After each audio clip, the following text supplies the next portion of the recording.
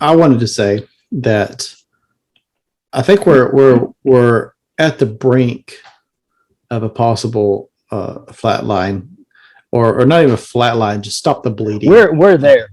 I think we are there. And like Right Worshipful Duty pointed out a few episodes ago, the numbers are starting to trend towards younger membership. But the problem is that we have been doing things a certain way for so long. Yes. That if we're not ready, teaching those new guys. If we're not ready to offer what these young men are looking for, then they're going to be gone. Mm-hmm. And I think what they're looking for is exactly like what Right Worshipful Almager has mentioned and is pushing for. Is the mystique. Yeah. A return to the mystique. Absolutely. Mm-hmm.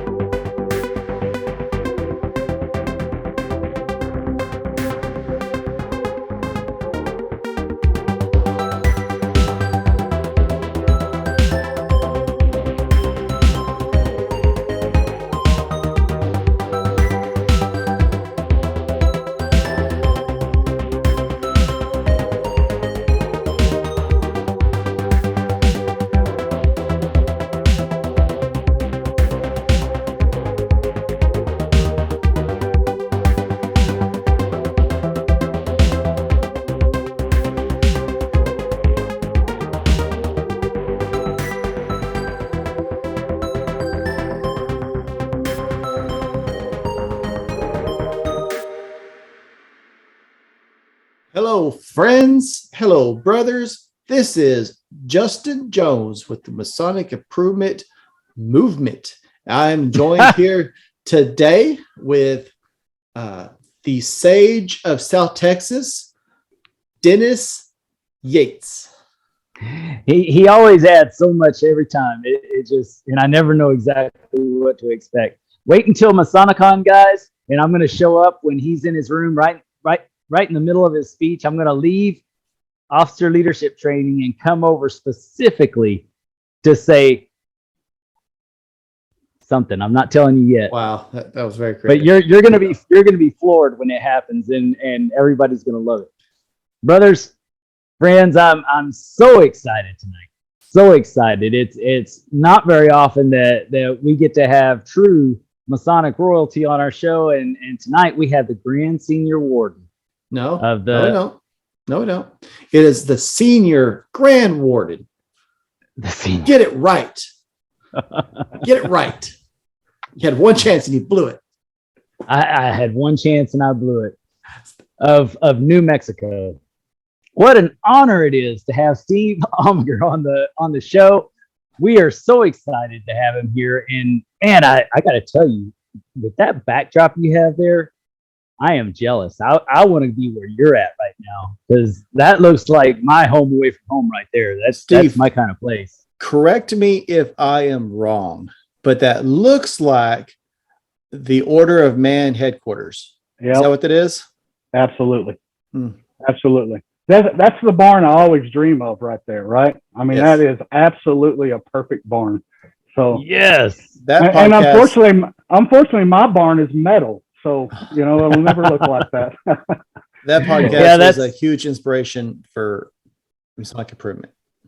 Yeah. It was one of the big non-Masonic inspirations. Yes, it's a great podcast. Yes, it is. Absolutely great podcast.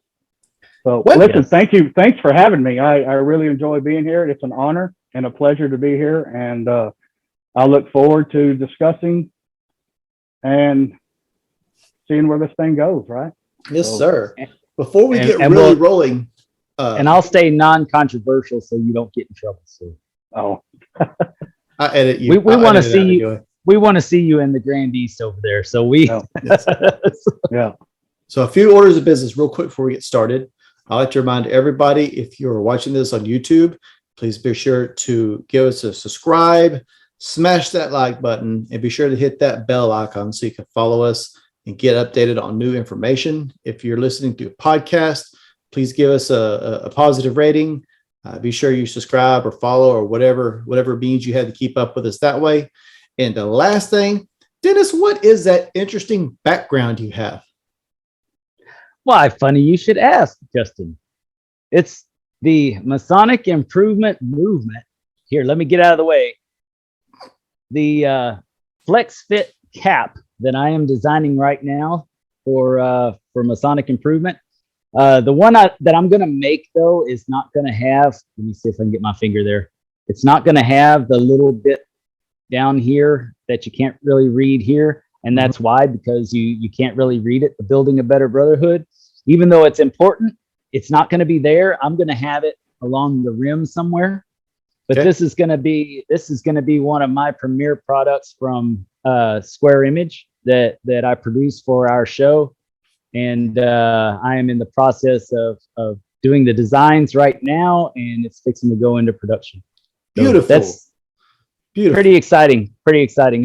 This is just Square Image is one of my favorite things. You know, I don't know if many of you have seen my cases out there that I peddle, but it really is a matter of trying to bring quality products to our brothers, and so that they can wear stuff that looks nice, carry their aprons in something that looks nice, seem a little bit more professional and sharp. So this is just another edition that's coming. I'm in the process of designing it right now. I'm going to start with a black and a white, and yay, we're in that stage. Love it. Thank you, Dennis. But none of this is in comparison to the discussion we're going to get to have tonight with Steve. Absolutely. Been very excited about this. Steve or Right Marshal Almager, what do you prefer?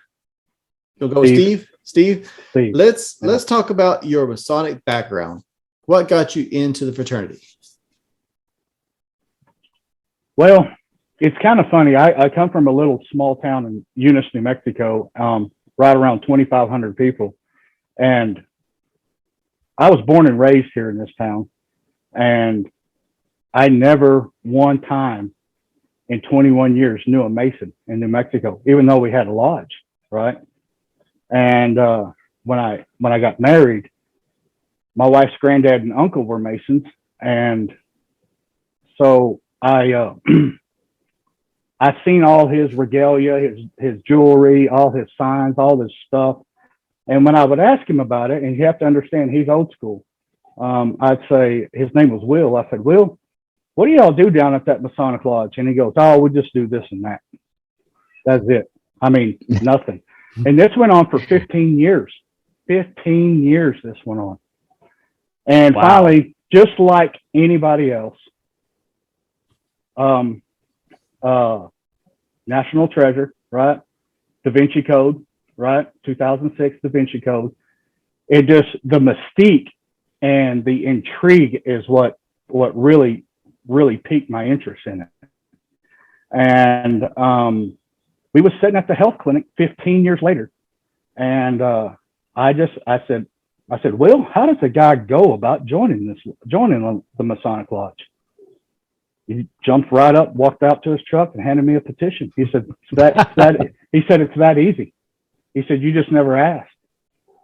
And so just understand this, and I speak on this every time I travel. For 36 years in this small town of Eunice, I knew 2 Masons. That's it.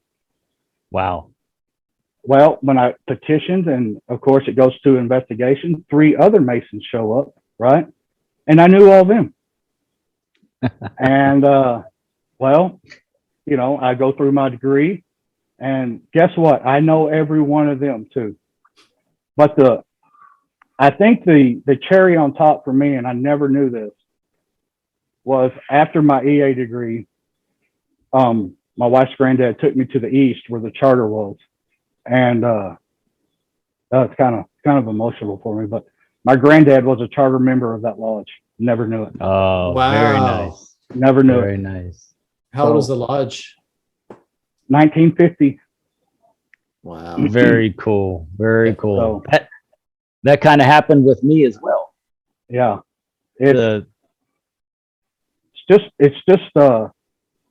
crazy how things happen like that, and you just don't ever know, you just don't. So, yeah. Wow. So, Dennis, you'll get the next question. Well, sure. But I was just going to state a little bit different. I found out when I was installed as worshipful master, that our marshal, who was the grand marshal at the time when he installed me,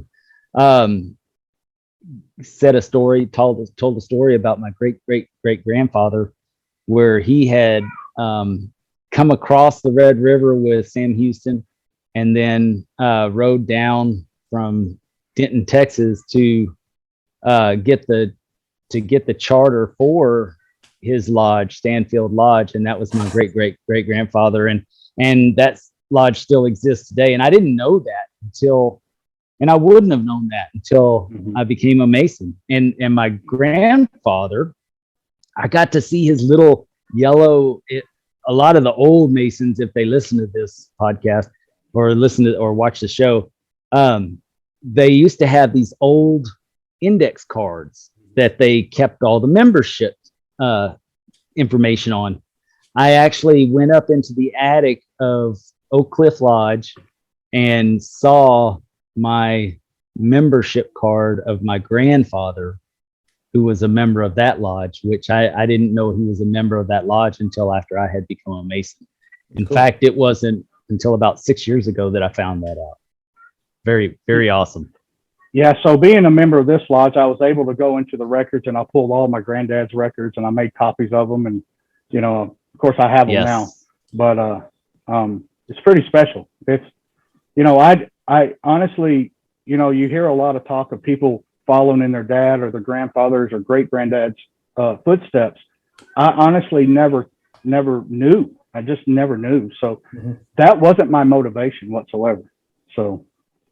And that's interesting that you say that. Now, here is the question of all questions. And being that you were from the era of the National Treasure and the Da Vinci Code and all that kind of stuff, when you joined, did it really meet your expectations?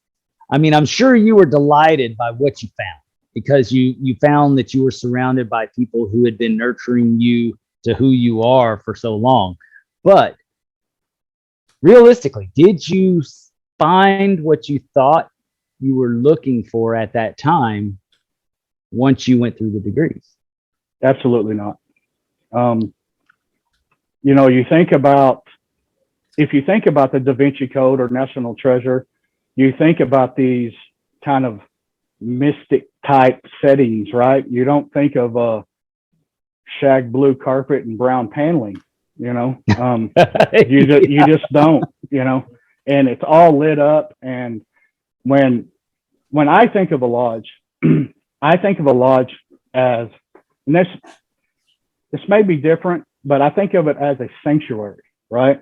It should be very reverent, it should be, I think it should be darker, not extremely lit like most lodges are. It needs to be dark. And I'll tell you, I talked about it in Montana. Hillcrest Lodge is a beautiful lodge. You can look at pictures all day long, and that lodge right there is it's a gym. It's a gym.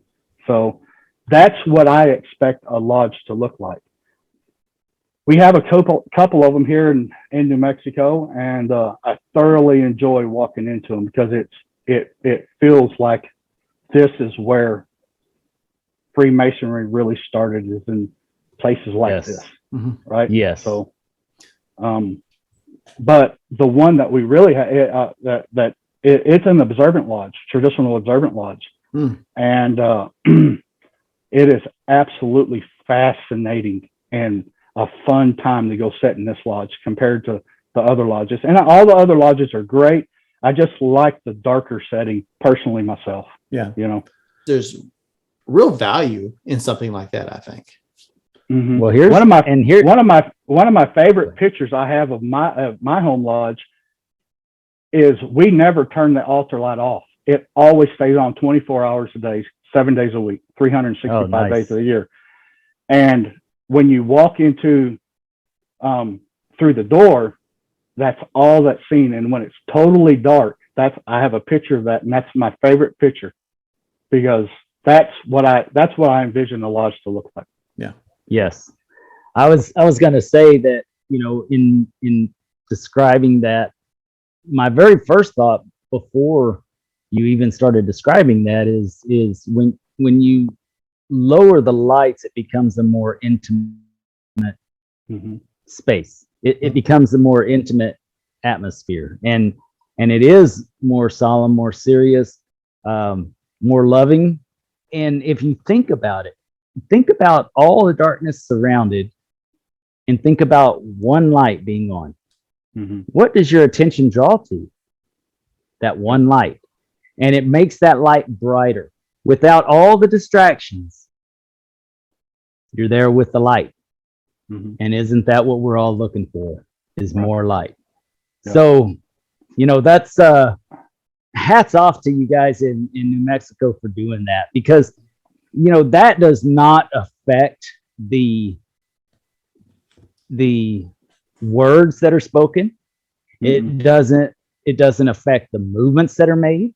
It doesn't affect any of that, but that one little thing affects the mood in such an intense way that it can change the feeling that person would have for the rest of their lives. In that one moment, that it gives them that feeling. You mentioned that you gave a speech. Yes. And you said it was Montana? Is that right? Montana. You had reached out to me previously, just give me a heads up that you're going to refer to some of the content that we have made on Masonic Improvement. I'm really curious. What content did you end up using, and in what context, and how did your speech go? Okay. He wants to know if it was his or if it was mine. That's what I already know it was mine. No one quotes Dennis. So every year, the third weekend in July, 9 states and the Rocky Mountains get together at a Rocky Mountain Masonic Conference. And this year it was in Montana, and it moves to different states every year. Very cool. This year was in Helena, Montana, which is absolutely beautiful. If you ever get a chance, and if you haven't been there, you need to go for sure. But last year in Tucson, I was sitting in the Rocky Mountain Masonic Conference, and I've worked on this speech for a year. I knew exactly what I was going to say and how I was going to say it. Wow. We sitting in Tucson, and I've been going to these Rocky Mountain Masonic conferences now for 5 years, minus the COVID year, of course. And every year, guys, that same graph from 1924 to 2020 is put up there, and it shows a big decline from 1959 down. Every year we talk about this graph, but we never solution the graph, right? Yes. Masons are really, really good at pointing out issues. We're not really good at solutioning issues, Yes. Yeah. And so I knew right then and there that this was the talk I was going to give. And I've been working on it for a while. And so when I went up there, the first slide I put up was this graph, right? And I said, I hope this is the last time we look at this graph, because if we don't, then we haven't figured out how to fix the graph, right? And so my talk was actually on how to try to solution that. And my solutions was basically returning to the roots of Freemasonry. And I don't think anybody could ever deny that that's where we need to return. The roots of Freemasonry is what got us to where we are now. And let me preface that by saying that everybody in this conference was all Grand Lodge officers, every one of them, right? So all the Grand Lines travel up, right?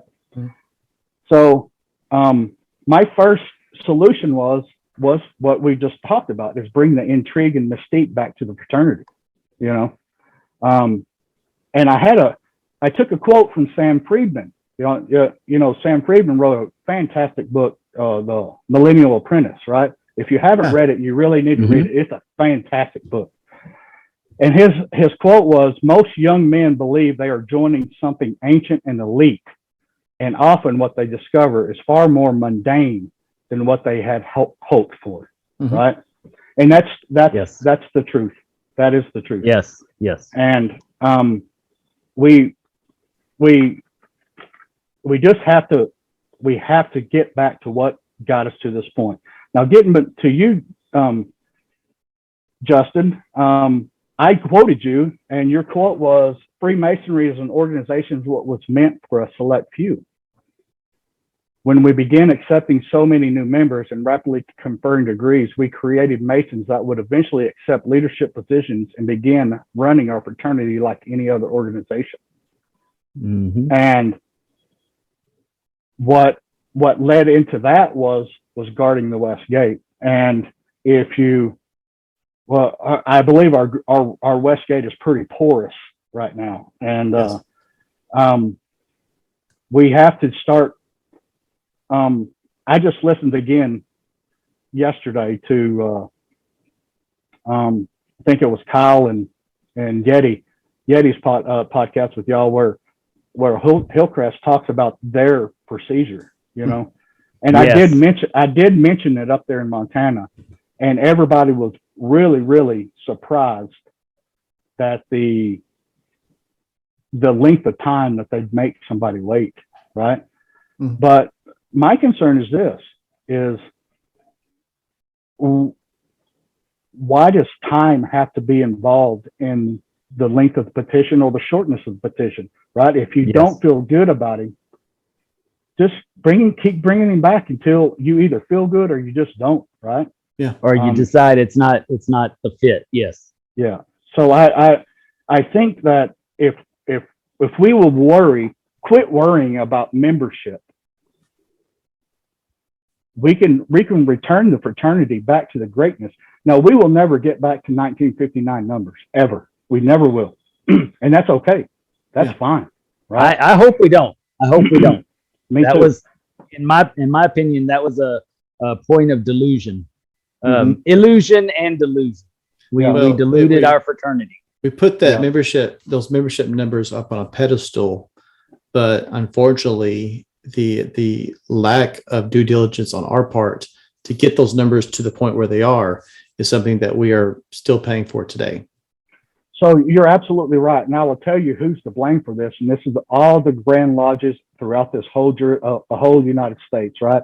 Because I make this comment in my speech that Grand Lodge officers, when we travel, all we normally do is talk about membership. We got to get our membership up, because membership is increase of funds, right? Funds keeps the Grand Lodge running, and so on. And I specifically put on one of my bullet points, quit telling the lodges that we need membership, because you're putting undue pressure on lodges just to accept anybody, Yes. And nobody knows better than lodges themselves what their struggles are. We don't need to go in there and tell them, and I refuse to, even when our line starts at Junior Grand Deacon. So I've been traveling now for 4 years, and I refuse to talk membership. I don't do it. And you'll never hear me talk membership to anybody. I would much rather have a much smaller fraternity with more dedicated, stronger men and stronger lodges than ever get back to any similar numbers back in 1959. So yes, the commitment. And I'd like to throw out a real quick statistic, or not, well, just a little bit of data that I received this weekend with a good friend of ours, Jim Rumsey. He and I were talking, and it was interesting because we were talking about the Hillcrest process. And he said, through this process, now, of course, it took time to develop it and work it and make it exactly the way it needed to be. But after that time, now our percentage of EAs to Master Masons is 100%.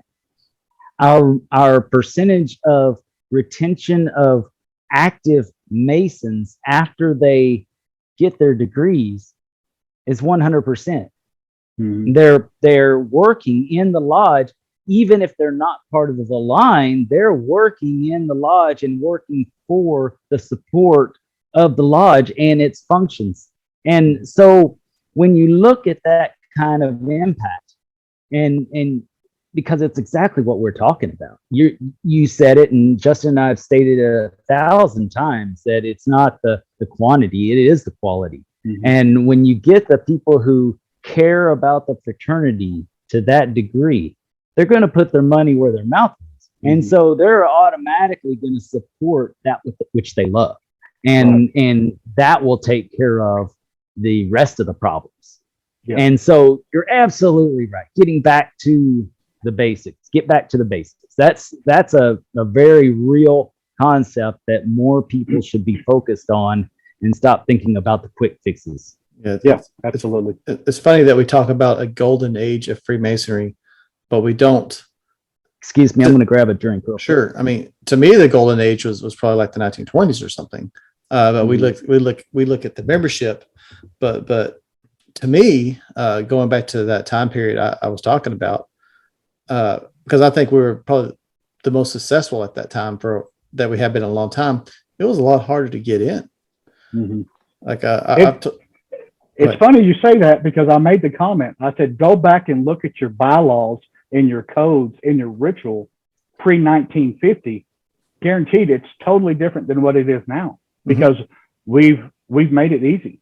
Yeah. We've made it easy. And it was also more expensive. Yes. Another thought, I should say, not one thought, but another thought that I had based off that discussion that I had this past weekend with Right Worshipful Rumsey, is that today we have basically the same numbers that we had in 1914. The same number of people today as we had in 1914. But what was different? Is that a national statistic or a Texas statistic? That is a Texas statistic. Nationally, the numbers they fare worse than Texas. And I don't want to say it to the detriment of the rest of the nation, because it's not that they're that far off, but of course, Texas has a bigger scope. And so we're gonna encompass more and have more viability, because we have 5 states in one, basically. But the takeaway is that we had the same number of members as we have today, and we had the same amount of lodges that we have today. There may be like 50 more lodges, and that's it. About 50 more lodges today than there was in 1914. The only difference is that in 1914, it was right before the Great Depression. And in the Great Depression, they stopped charging dues the way dues should have been charged. And they put a freeze on all that so people could get their bearings after the Great Depression. And then dues never recovered after that. So from that point on, it became a fire sale. So of course, the membership grew, and that's when suburbs grew and all that kind of stuff. And so Freemasonry grew up into the 60s, and then all of a sudden we start on that graph that you hate so much. Right, Worshipful Almager. I mean, that's the reality. We've all seen that graph for that same amount of time, and it's been heading the same direction. And all we need right now is just a flat line, and not in a bad way. If we could just flatline, flatline, we could start fresh and get back to the basics and bring back what's really important, which is the good ritual, the experience, the brotherhood, the reality that when you take that brother by the hand, he is your brother, and not just another handshake. Yeah, that's the difference. Yeah. One thing about that that big incline was World War I and World War II, right? I mean, these guys were coming back looking for exactly what Freemasonry can give them is the brotherhood, right? And if you look, we had the Korean War in the 1950s, and right after that was our big spike, and then we went down. And what's funny is that we didn't get a spike from the Vietnam era, you know. And, I can be testament to that because my dad didn't join. My grandfather joined, but my dad didn't join, and he was a Vietnam vet. He experienced Vietnam, and that's when all the distrust of, Big Brother came along, and people stopped joining for that reason. Yeah. So yes, you're absolutely right. I think that has a big, big part in it. You know, we have if we have, and I know that y'all don't allow it in Texas, well, but we have the Widow Sons over here, and I did if you look at the Widow Sons or the MCs, the motorcycle club's membership chart compared to the Masonic membership chart, it's almost identical except the Vietnam era. The Vietnam era was the biggest spike for the motorcycle clubs. And yes. And of course, that if you think about the lack of government trust and stuff like that, that's where they're going to go, right? So, I wanted to say that I think we're at the brink of a possible flat line, or not even a flat line, just stop the bleeding. We're there.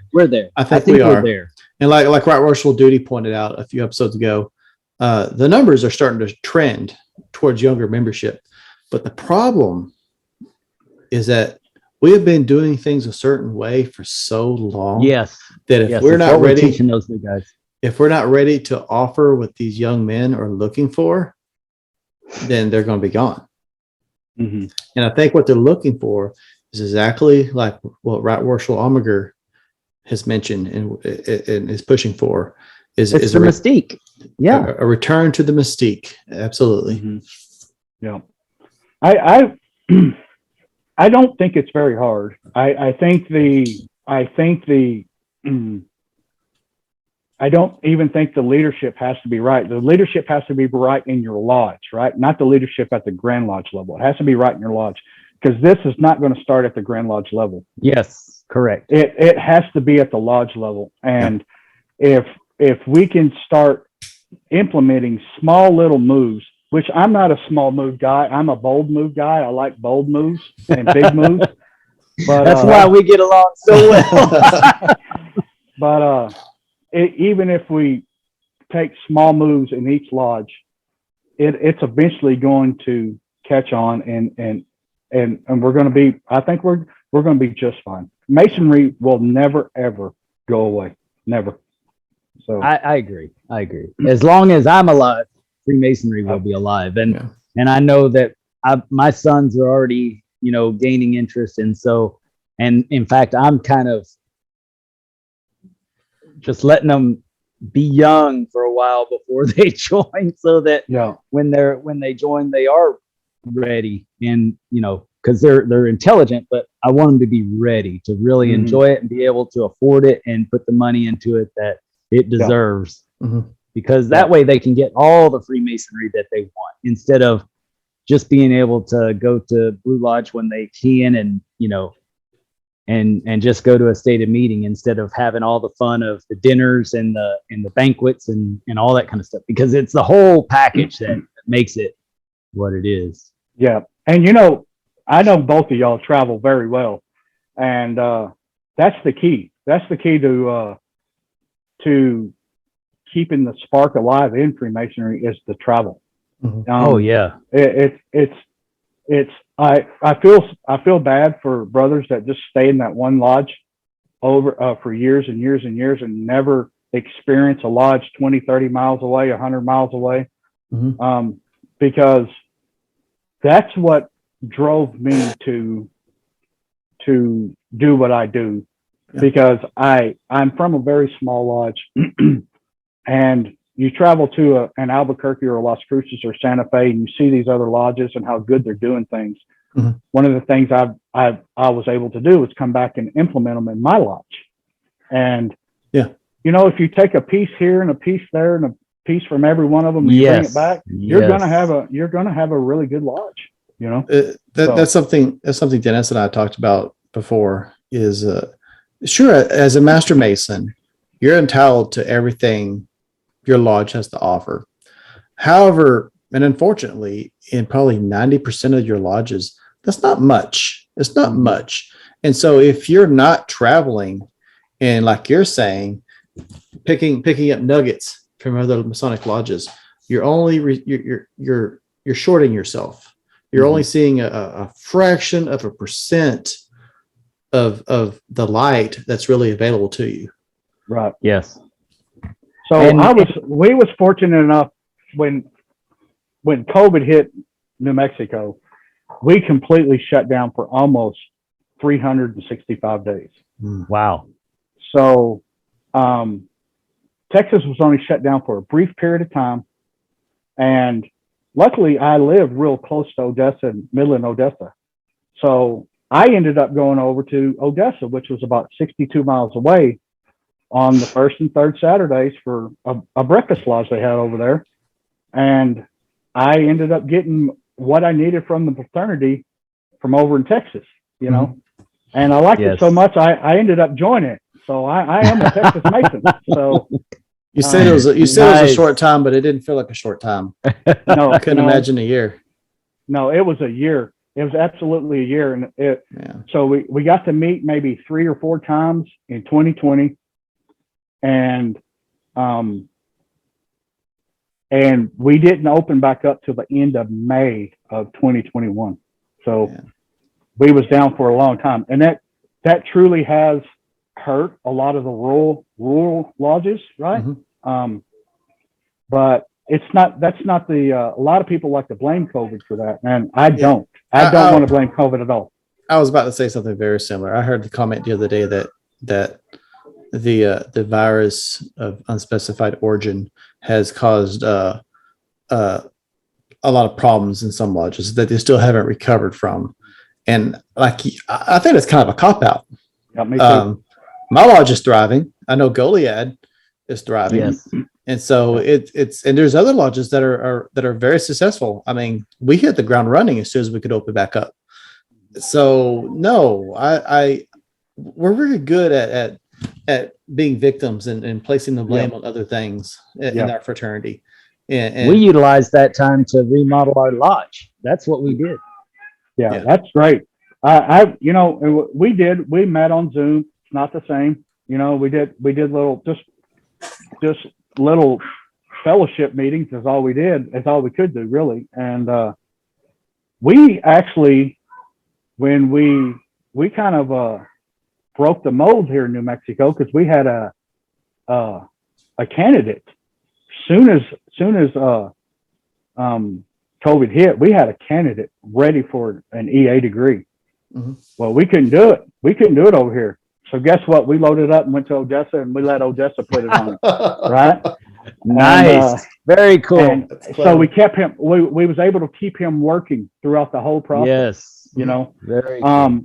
So is the work similar enough that, like, is it pretty similar? Very similar. Pretty similar. Yeah, pretty similar.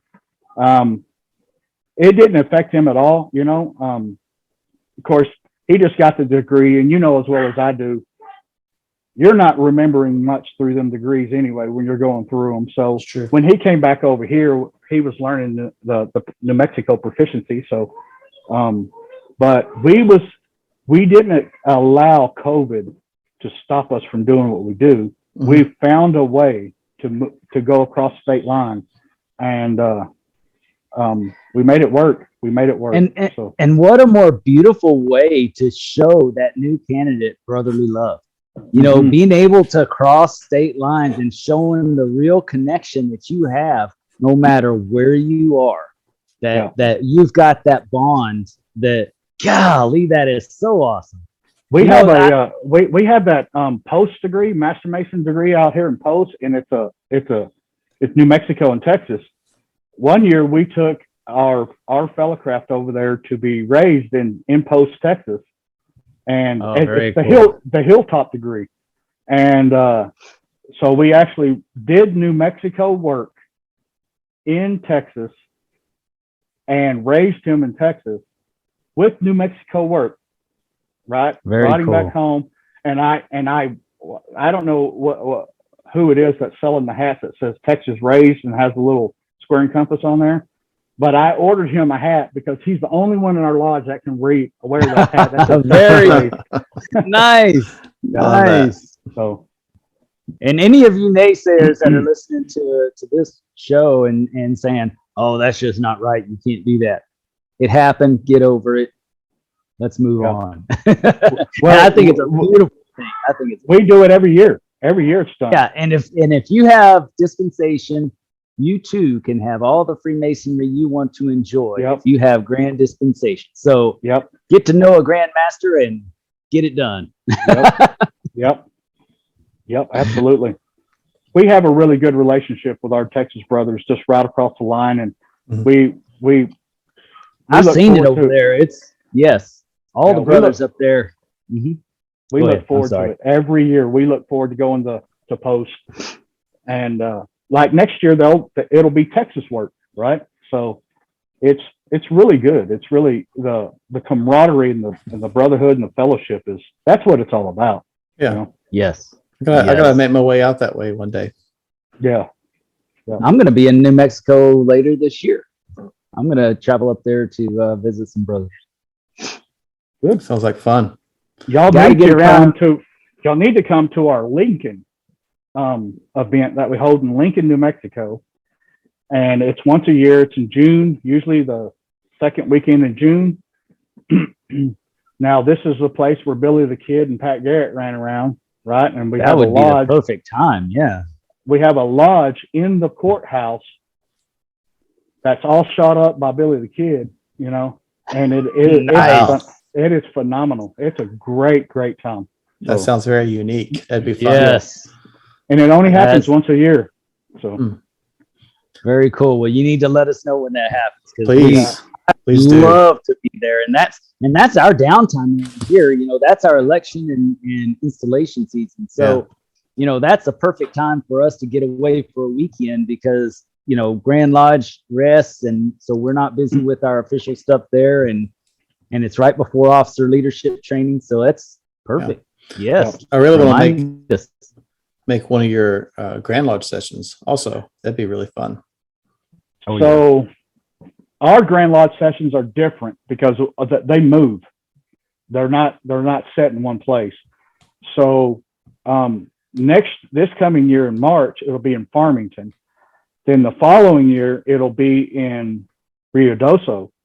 And then my year, it'll be in, if everything works out, it'll be in Hobbs, New Mexico. So Hobbs will be the Very year nice. that you're installed Very as nice. Grand Master. No, I'll be installed in Rio Doso. Okay. I see. So, But his grand communication is the year in Hobbs. Yes. Got it. Yeah. Got it. yeah. So, Very cool. Then we'll have to make it over there for sure that time because then it'll be right there on the border of Texas. yeah, absolutely. And the cool thing about Lincoln is right there by Rio Doso. So you can bring the family over to stay in Rio Doso. Of course, there's no place to stay in Lincoln. Come over and do the Lincoln thing, then go back to Rio Doso, and it's Rio Doso is really, really nice. So, And my family always comes with me, so you'll get to see Yeah. them when we come. Very cool. Steve, we've touched on it a little bit, but let's really dive into this. What do you think the strengths and the weaknesses are of our fraternity? You know, I looked at these questions and I thought they would be easier to answer than I think our strengths are for sure has to be our fellowship and brotherhood. That's got to be the top. Our weaknesses is everything that we've talked about up to this point is we don't do things right. You know, I listened. I heard a quote earlier, a leadership quote, and it's something like, "If we accept, if we accept being mediocre, we are always going to be mediocre." You know, and yes, we should expect nothing less than greatness in this fraternity. But sometimes the majority of the time we don't. We're so concerned about our membership numbers. We're so concerned about everything else that, to me, that's not even Masonry, you know. And if we start putting Masonry first, it's a simple fix, you know. And that's a good question, Justin. I could go on forever on that, you know, and I just think that we have to. A lot of people like to do big things right. I like to do little things right that adds up to the big things. And that's where we got to start. We got to start doing the little things right and making things.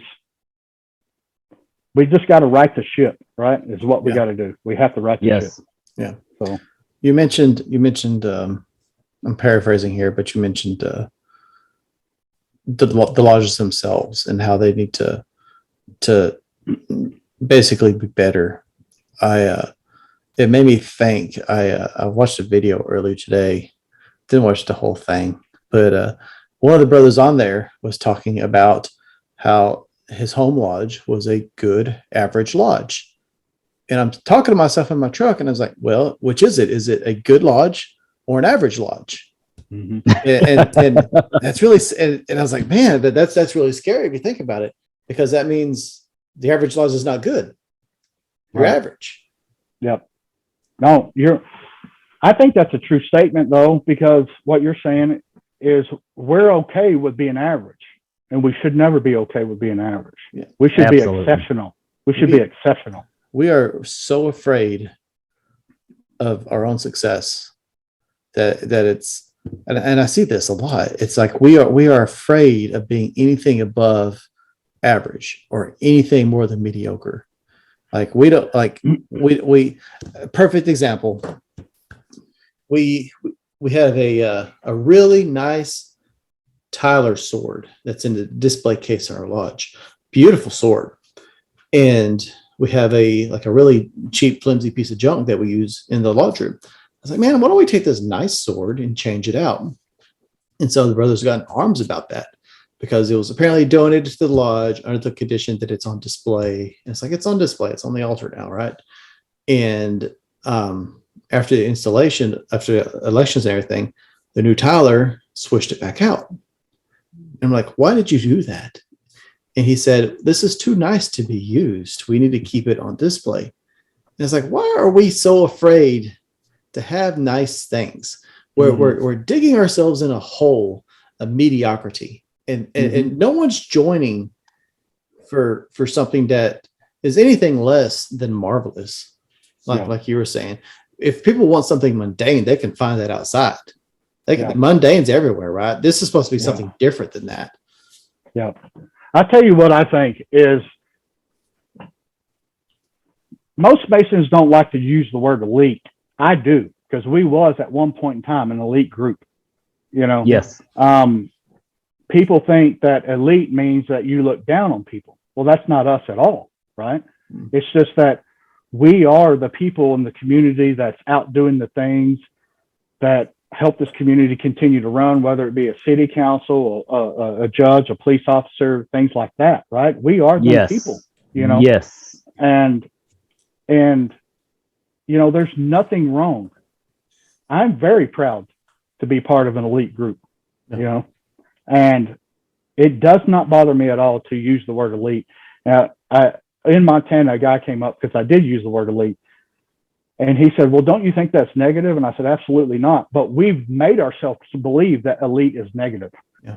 Right. And it's not. Well, and it goes back to, let me say this real quick, because it goes back to the point that we made earlier when we were talking about the Vietnam era and them not joining because they didn't want to be part of they didn't want to be a part of the elite. They didn't, because that was Big Brother.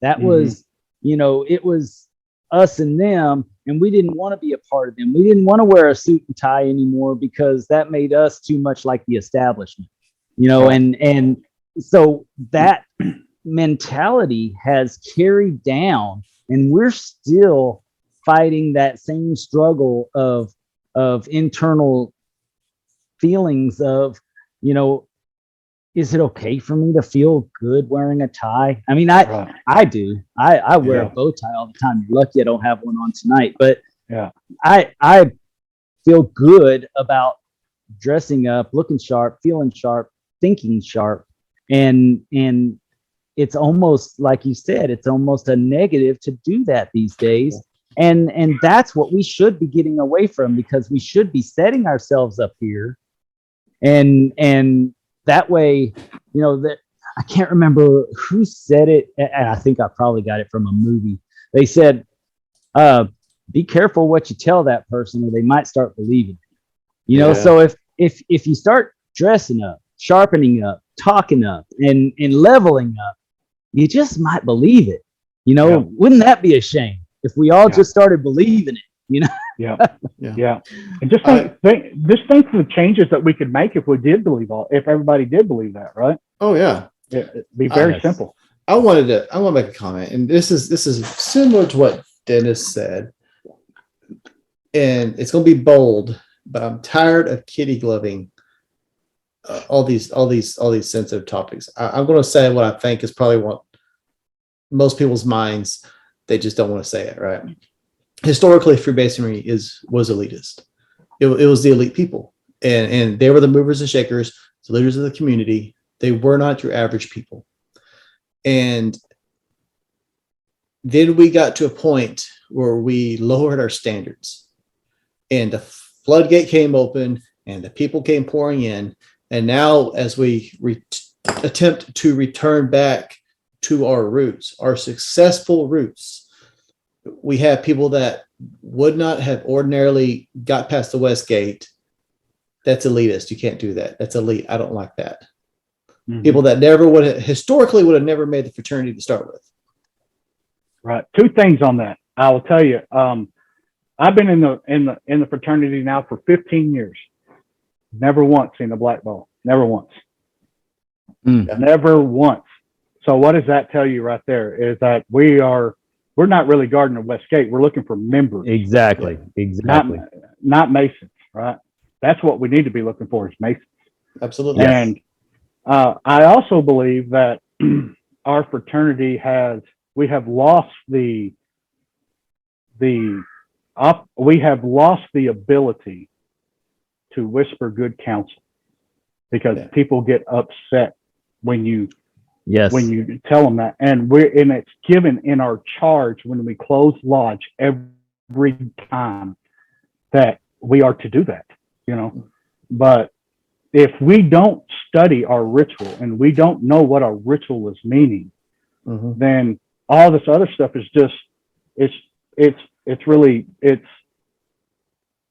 it can all go out the door, right? I mean, you have to know exactly what that ritual is telling us.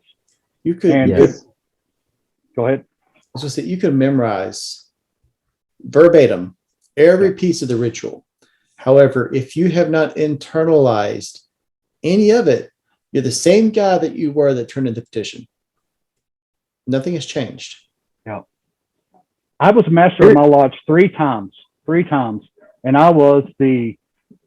my first year was in 2012, and I was by far the crappiest master. And I didn't realize how crappy I was until my second term as master, and then my third year, probably the end of my second year, it really started clicking to me how we should operate as a Masonic lodge, and unfortunately, in the smaller lodges like we have, it's nothing for you to get put into a chair 3-4 years in. And if it's nothing for you to be put in at master in 4 or 5 years. And that's right. To me, that's detrimental to the lodge. Yes. So absolutely. Yes. Absolutely. So I'd like to, well, go ahead. I was just going to say, we get in a hurry to push people through. Like there's some assembly line and some sense of urgency when there's really not. Yeah. You may speak now. I will allow it, Dennis. Thank you. I appreciate you. And then thank you, when you finish senior. When you finish your thoughts, we'll go into final thoughts. Then I better hurry. Done. Yes, that puts a lot of pressure on me. So in talking about what we've been talking about, so if we had held up the standards, and there's a lot of people that say, well, we wouldn't have let in a bunch of Masons that are real good Masons, we might not have let them in. Well, the reality is if you decided on me when I was a kid, I would have never been a Freemason. Mm-hmm. What a lot of people don't know about me is that when I was 15, I left home with a guitar in my hand to Florida on a Greyhound bus. I had hair down to the middle of my back, and I was going to be a rock and roll star, and I'm still one of the best singers in my own world. But but the reality is that as we grow, we aspire to be more, right? Well, back in the day, in the beginning times of Freemasonry, you had your high level thinkers, shakers and movers, as we had spoke of, but they were the high level thinkers that were looking for solutions for the day, solutions to the problems of the day. And they were looking for it for their whole community, their whole world, their whole existence, right? Mm-hmm. And today we do not have that. And some people may think that they wouldn't be a Mason if that were the case.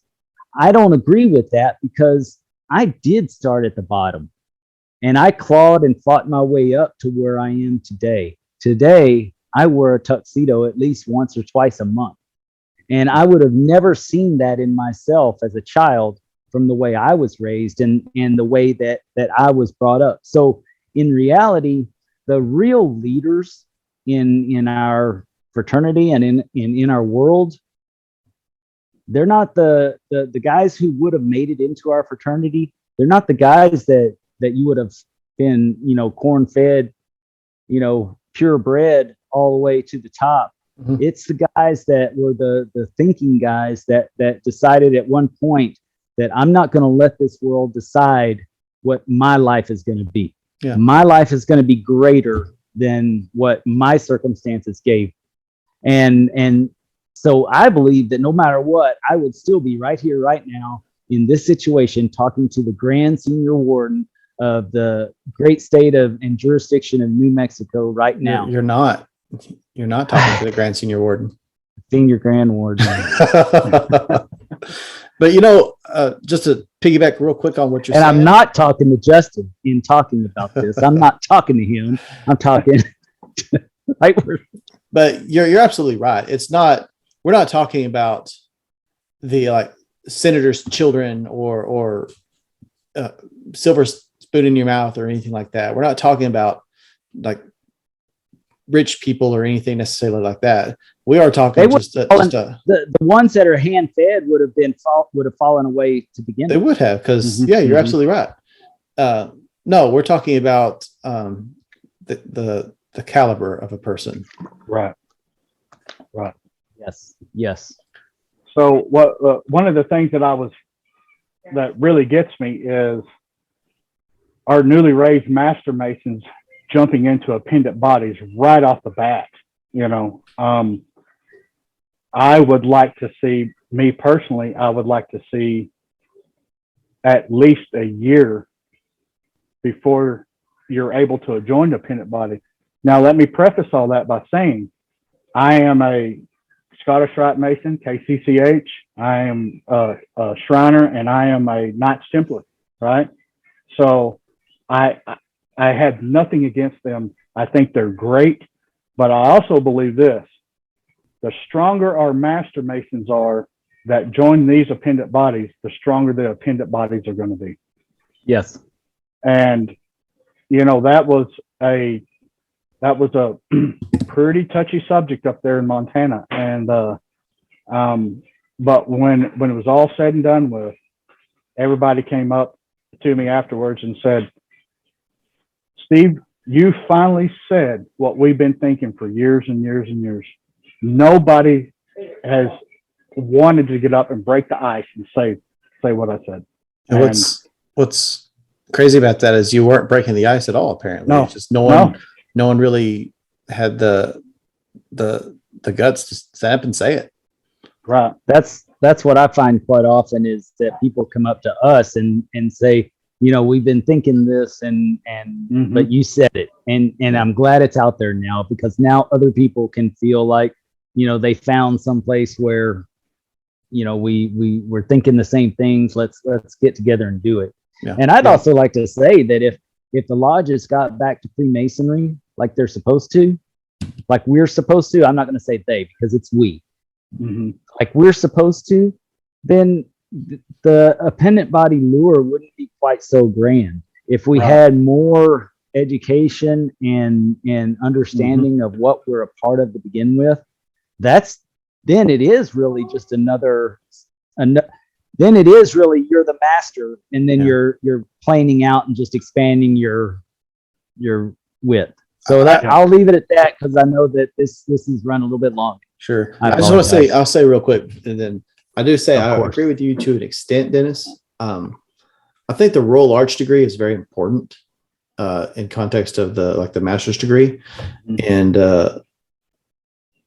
but aside from that and the associated degrees with it, I do agree with what you're saying. They're not getting what they're looking for in the Blue Lodge, so they're thinking it must be in Scottish Rite, or it must be somewhere else. Everything I'm being promised, and so they feel this pressure to go look into other things.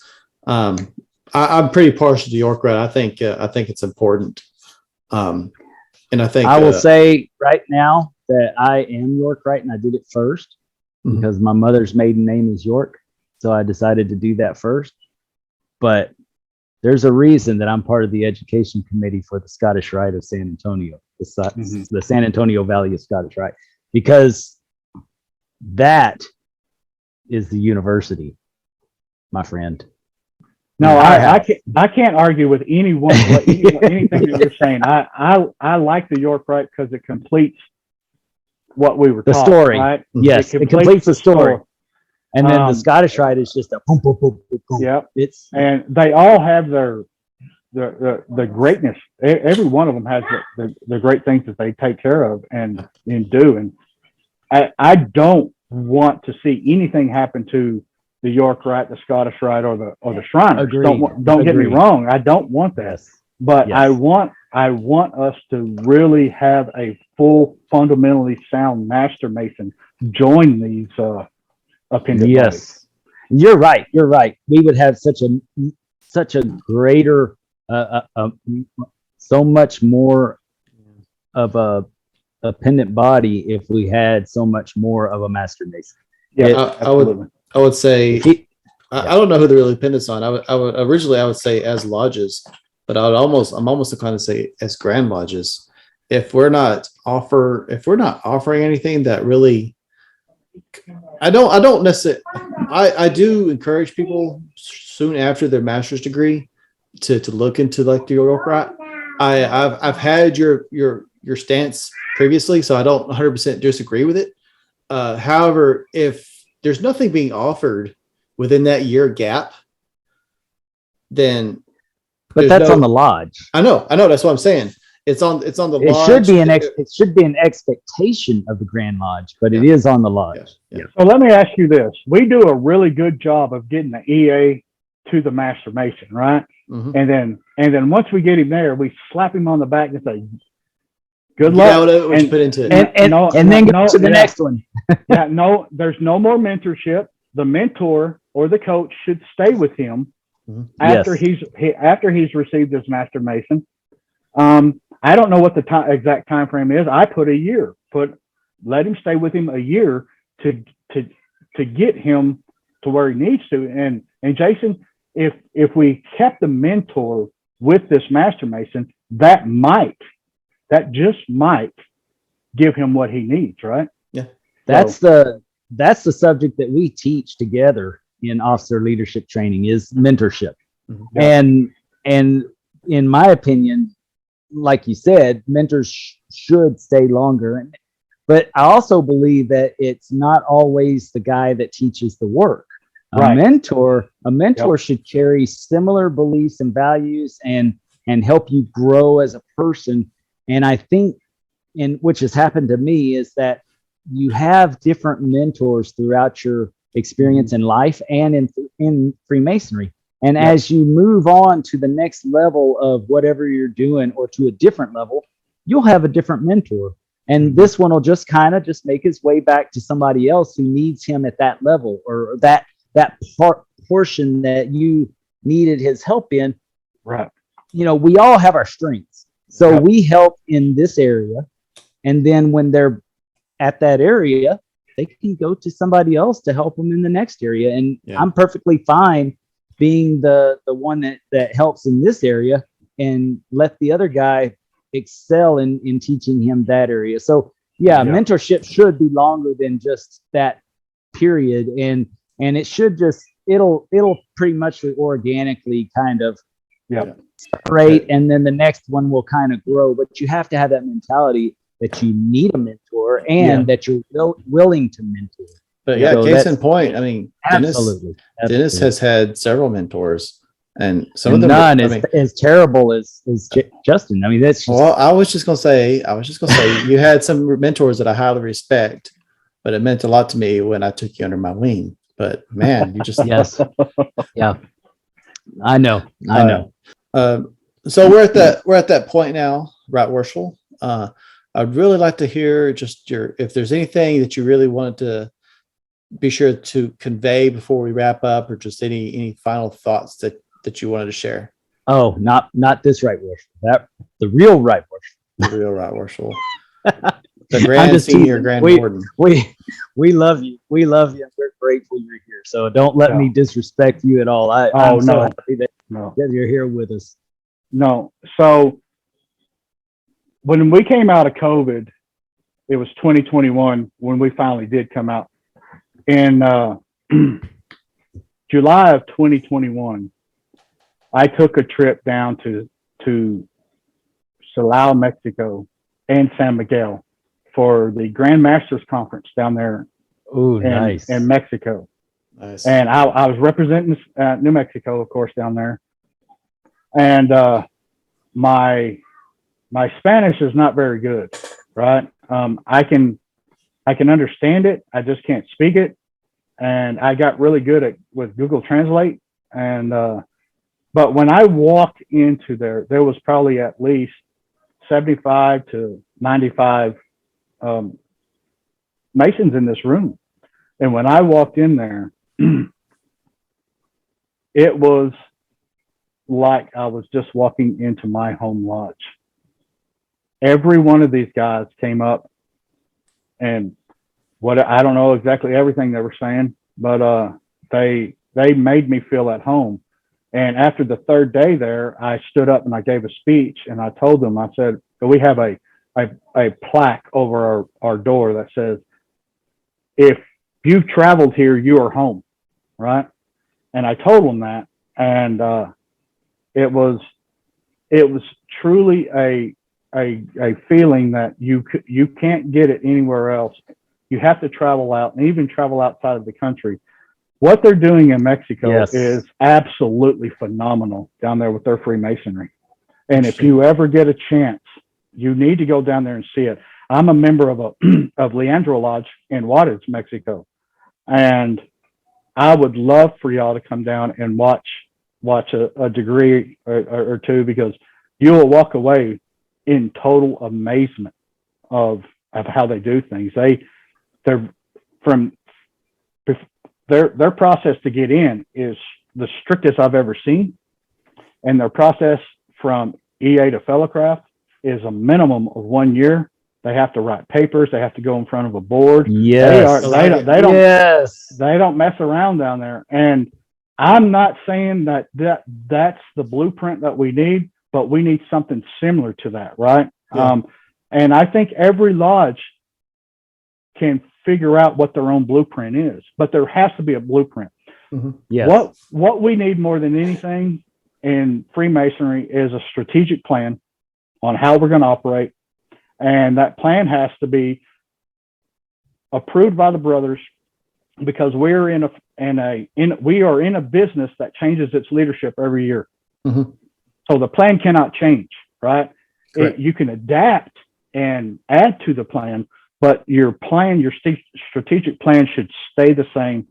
And if you don't have one of them, I would recommend that every lodge sit down and work. I mean, there's some great ones. You got to know your vision, your mission, where you're headed, what you're doing. I love it. That's part of it. And if you don't do that, you're just going through the motions. That's all you're doing. So I love it. Mm-hmm. Dennis, we need your elevator, your famous elevator final thoughts. Go. A famous elevator final thoughts. Well, I think that you're preaching to the choir when you talk about a strategic plan. That Justin and I, we discuss it often in officer leadership training that we're starting at the end of this month. Actually, in 2 weeks, we start in Houston, and we'll be traveling all around the state doing the officer leadership training. And that's a lot of it, is teaching all those nuggets so that people can take it back and create that plan. And it does start with a vision. Mm-hmm. As far as my elevator speech, that wasn't once you start traveling, you start in your lodge, and then you go to your district, and then your district goes to your region, and then your region becomes your state, and then you start going further and further, and you find that everywhere you go, just like you said, where you travel is your home. Mm-hmm. And when you find that reality, when you see that reality, and you see the beauty in the different things that are happening around the country in Freemasonry, that's when you really start to appreciate what you're a part of. Yep. So if you want to understand what you belong to, travel and meet the brothers in New Mexico, meet the brothers in Louisiana, Oklahoma, and of course all around Texas. Right. But otherwise, if you can't travel, then listen to us, because we're going to help you get there. We're going to travel around with you, and we can help you find the brothers that can find that Freemasonry for you. That like Right Worshipful Almager. I mean,